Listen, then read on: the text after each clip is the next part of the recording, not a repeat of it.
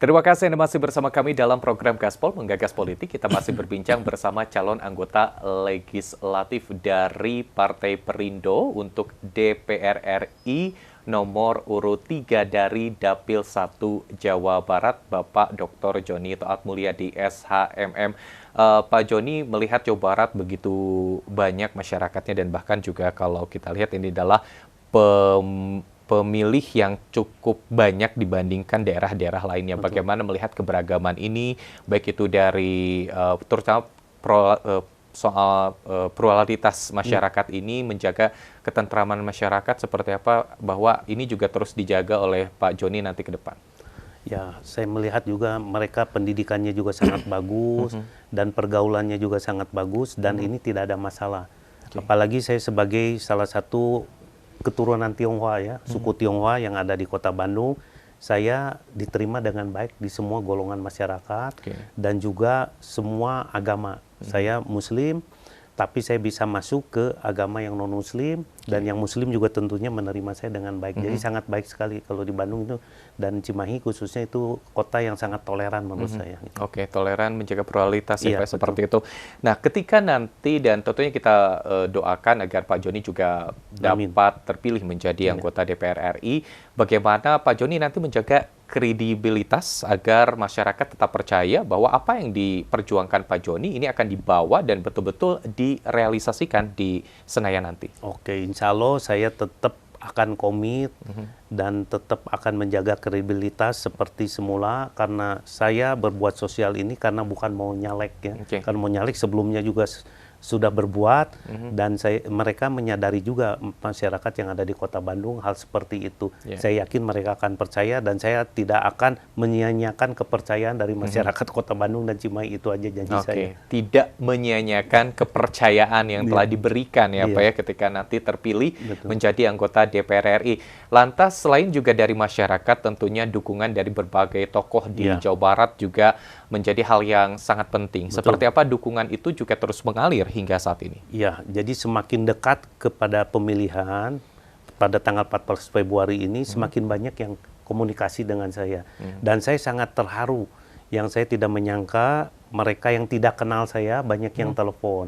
Salah satu contohnya adalah komunitas dari pedagang di Pasar Baru, kemudian pedagang kaki lima, ingin membantu saya. Saya tanya kenapa ingin membantu saya?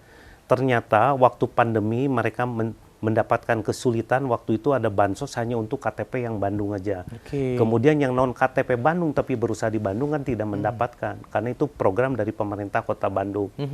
Saya bantu, waktu itu mereka kesulitan untuk makan sehari-hari, tempat tinggal pun susah, saya bantu, saya sendiri tidak datang. Nah, tahu-tahu mereka tahu saya nyalek, jadi saya ingin balas budi karena dulu Pak Joni hanya satu-satunya yang turun datang kepada kami membantu gitu. Saya tidak kenal, akhirnya sekarang mau membantu. Nah, kemudian ada beberapa ormas juga, salah satu ormas yang anak muda, milenial, yaitu dari XTC Jawa Barat, mendeklarasikan secara terbuka mendukung saya untuk duduk di DPR RI. Itu aja. Jadi saya tidak akan menyia-nyiakan kepercayaan dan mereka punya harapan juga ke depannya seperti apa. Ingin ada pendidikan yang bagus dan juga mengenai penyuluhan tentang narkoba seperti itu, rehabilitasi bagi anak-anak muda yang kecanduan seperti itu. Nah, saya akan perjuangkan hal seperti itu. Jadi berbagai elemen masyarakat yang sebelumnya sudah merasakan bukti nyata dari kegiatan sosial Pak Joni pada saat pandemi, baru melihat bahwa oh ternyata Pak Joni ini mencalonkan diri seperti itu, dan sebetulnya katanya mencalonkan diri juga karena bukan atas dasar diri sendiri seperti itu, karena diajak, Pak ya? Diajak. Boleh diceritakan seperti apa nih Pak? Akhirnya juga, aduh, saya sebetulnya biasa melakukan kegiatan sosial, agak riskan sebetulnya ketika ingin menjadi caleg, itu seperti apa nih Pak? Betul, Kang Irfan. Ini merupakan suatu dilema buat saya. Waktu saya diajak untuk mencalonkan diri di legislatif, saya khawatir dari teman-teman saya, tentunya dari saya ada organisasi yang sosial itu Paguyuban Sosial Marga Tionghoa Indonesia, kemudian ada beberapa yayasan yang ada di Kota Bandung. Saya khawatir ada anggapan dari mereka, wah si Joni ini katanya nyalek, ternyata dulu-dulu baksos ternyata ada maksud. Nah itu, tapi saya dibesarkan hati oleh teman juga, itu ada pro dan kontra. Kalau seperti itu. Tapi kalau bisa duduk di DPR RI nanti di pusat, tentu akan bisa berbuat lebih banyak untuk masyarakat. Nah, kebetulan waktu itu lewat Ketua PSMTI pusat, ada Pak Haritanu di situ. Jadi Pak Haritanu video call sama saya, tahu-tahu Pak Joni mau caleg, udah ikut partai saya aja katanya gitu. Jadi saya diajak Pak Hari, kebetulan juga beliau ketemu 3 hari setelah itu ketemu menceritakan visi misi dan segala sesuatu, tidak ada mahar, tidak ada apa-apa, dan beliau sangat peduli juga kepada masyarakat khususnya UMKM dan ingin mensejahterakan masyarakat Indonesia supaya taraf ekonominya bisa naik, roda ekonomi bisa berputar dengan bagus dan merata. Nah, saya sangat tertarik. Jadi saya iakan waktu itu gitu. Baik, jadi sebetulnya memang tidak berniat menjadi caleg, tetapi dengan dorongan agar bisa memperluas bagaimana membantu masyarakat lebih besar lagi. Mudah-mudahan juga menjadi upaya ataupun juga wadah agar masyarakat bisa dibantu lebih banyak lagi, karena tampaknya saat ini masih cukup banyak ya Pak ya masyarakat yang perlu bantuan terutama di bidang sosial ini. Dan mungkin di sesi terakhir ini Pak, ketika banyak para calon anggota legislatif terus berjuang, berkampanye hingga dalam tanda kutip mungkin titik darah penghabisan Pak hingga tanggal 10 Februari 2014 nanti, dan tentunya juga di tanggal 14 Februari masyarakat akan memilih. Tetapi kita doakan Pak Joni sekali lagi agar bisa terpilih. Tetapi apabila misalnya kemungkinan bisa saja terjadi, bisa terpilih dan juga tidak terpilih. Kemungkinan terburuk mungkin tidak terpilih nih Pak.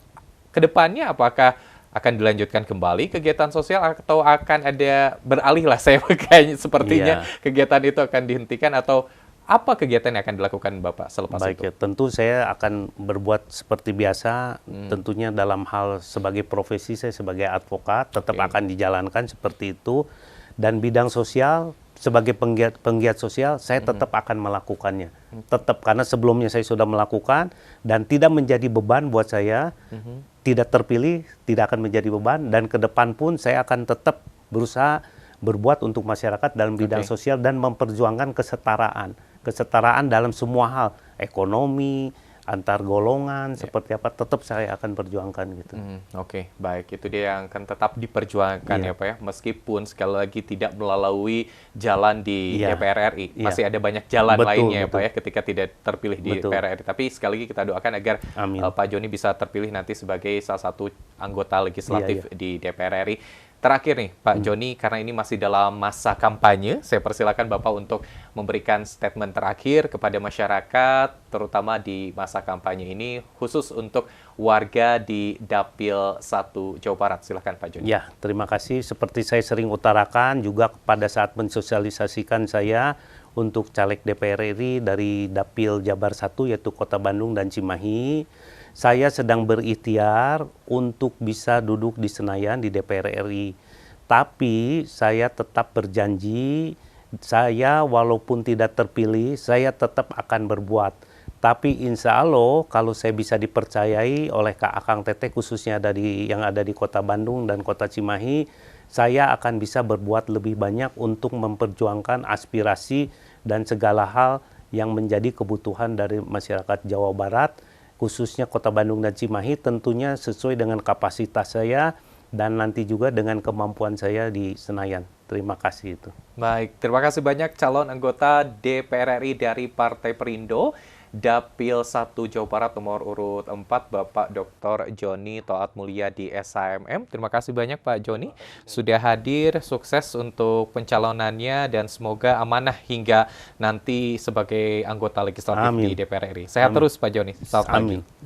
Pemirsa, itu dia perbincangan kita bersama calon anggota legislatif DPR RI dari Partai Perindo nomor urut 4 dari Dapil 1, nomor 1, Bapak Dr. Joni Toat Mulia di SHMM, yang tentunya juga mudah-mudahan ketika beliau nanti menjadi anggota DPR RI betul-betul bisa mengemban amanah yang dititipkan oleh masyarakat. Dan tentunya jangan sampai lewatkan, Anda bisa menyimak kembali seluruh perbincangan kita melalui YouTube channel kami di iNews TV Bandung. Mewakili kru yang bertugas, saya Irfan Budiawan mengucapkan terima kasih atas perhatian Anda. Jangan lupa gunakan hak pilih Anda di hari Rabu 14 Februari 2024. Saya Irfan Budiawan pamit, selamat pagi dan sampai jumpa.